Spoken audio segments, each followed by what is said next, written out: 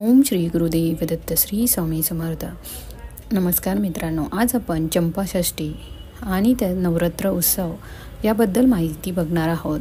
येळकोट येळकोट जय मल्हार। खंडोबाचे नवरात्र हे मार्गशीर्ष शुद्ध प्रतिपदा ते मार्गशीर्ष शुद्ध षष्ठी असे 6 दिवस साजरे केले जातात। हा खरा षट उत्सव असतो। मार्गशीर्ष शुद्ध षष्ठी म्हणजे चंपाषष्ठी। या दिवशी खंडोबा ऋषीच्या विनंतीला मान देऊन मनी मल्लाचा वध करून लिंग रूपाने प्रगट झाले। नवरात्राचे 5ही दिवस उपवास करून 6व्या दिवशी तो सोडतात। 6 दिवस देवापुढे नंददीप लावला जातो। देवाला बेल, दवना आणि झेंडूचे फुले फार प्रिय आहे, म्हणून ती आठवणीने वाहतात। खंडोबाच्या उपासनेत भंडारा फार महत्त्वाचा आहे। भंडारा म्हणजेच हळदीची पूड। खंडोबाच्या कुलधर्मासाठी व चंपाषष्ठी या दिवशी ठोंबरा जोंधळे शिजवून त्यात दही व मीठ घालतात। कणकेचा रोडगा, वांग्याची भरीत, पातीचा कांदा व लसूण हे पदार्थ नैवेद्यात आवर्जून असतात। देवाला नैवेद्य समर्पण करण्यापूर्वी तळी भरण्याचा विधी असतो। तळी भरणे म्हणजे एका तामण्यात विड्याचे पान, पैसा, सुपारी, भंडारा व खोबरे हे पदार्थ ठेवून तामन सदानंदाचा येळकोट किंवा येळकोट येळकोट जय मल्हार असे मोठ्याने 3 वेळा म्हणून ते उचलतात। याला तळी भरण म्हणतात। नंतर दिवटी व बुदली घेऊन आरती करतात।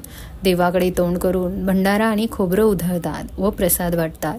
खंडोबा ही देवता भक्तांची मनोकामना पूर्ण करणारी आणि नवसास पावणारी आहे। त्यामुळे नवस बोलणे व फेडणे याला फार महत्त्व आहे।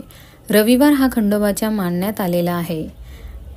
सोमवती अमावस्या, चैत्री, श्रावणी व माघी पौर्णिमा, चंपाषष्ठी, महाशिवरात्र या दिवसांना विशेष महत्त्व आहे। मल्हारी मार्तंड हा शिवाचा भैरव अवतार मानला असल्याने रविवारला महत्त्व आले असावे। चैत्र पौर्णिमा हा मार्तंड भैरवाचा अवतार आहे।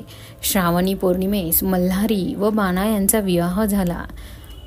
माघ पौर्णिमा हा म्हाळसेचा जन्मदिवस, तर मार्गशीर्ष शुद्ध षष्ठी म्हणजे चंपाषष्ठी या दिवशी खंडोबा ऋषीच्या विनंतीला मान देऊन मनी मल्लाचा वध करून लिंगद्वीप रूपाने प्रगट झाले। खंडोबाला अनेक कुटुंबे आपले कुलदैवत म्हणून मानतात। मनीच माळसाकांत वंदे अस्मंत कुलदेवतम। खंडोबाला आणि मल्लाचा वध केला म्हणून मल्हारी, तसेच माळसा देवीचा पती म्हणून माळसाकांत, मार्तंड भैरव किंवा स्कंद पर्वतावरील खंडा घेऊन दैत्याचा वध करणारा म्हणून खंडोबा, स्कंद पर्वतावरील श्री शंकर आपल्या खड्गासह मल्लासुराचा वध करण्यास आला, त्यावेळी खड्गाला खंडा असे नाव पडले। हा श्री शंकराचा अवतार खंडमंडित झाला असून त्याला खंडोबा असे म्हणू लागले। खंडोबाची वेशभूषा साधारणपणे विठ्ठलासारखीच देहइष्टी, पांढरे धोतर, डोक्याला रुमाल, अंगरखा, उपकरणे असा साधाच वेश हा असतो। त्यामुळे चंपाषष्ठी या दिवशी या उत्सवाला फार महत्त्व आहे आणि या दिवशी आवर्जून आपले कुलदैवत म्हणून खंडोबाच्या इथे जाऊन तळी भरणे आणि खंडोबाला नैवेद्य दाखवणे, भंडारा वाहणे हे नक्की करावे। मित्रांनो, व्हिडिओ आवडल्यास लाईक करा, शेअर करा आणि सबस्क्राईब करायला विसरू नका। धन्यवाद।